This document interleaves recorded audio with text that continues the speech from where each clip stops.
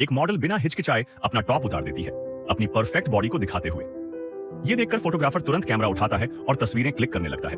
लेकिन वो मॉडल पूरी तरह संतुष्ट नहीं होती और फोटोग्राफर से कहती है कि पैंट भी उतारो ताकि उसकी लंबी टांगें अच्छी दिखें। 2-3 सेकंड की सोच के बाद वह मॉडल उनकी बात मानती है और मैगजीन की शूटिंग फिर से शुरू होती है। तभी फोटोग्राफर भी अपना टॉप उतार लेता है क्योंकि कमरे में थोड़ी गर्मी हो गई होती है। मॉडल थोड़ी शर्माती है, लेकिन जब फोटोग्राफर पूरी तरह आराम महसूस करता है तो वह भी खुद को आराम देने लगता है। फिर मॉडल भी धीरे धीरे अपने हाथों के नेल पॉलिश उतारती है और अपनी परफेक्ट बॉडी को दिखाती है। फोटोग्राफर इससे बहुत खुश होता है और सारी शूटिंग पूरी करता है। कमरे में एक हल्की सी रोमांटिक हवा बन जाती है। गर्मी और नजदीकियों के बीच दोनों एक दूसरे के करीब आ जाते हैं और एक खास पल बिताते हैं।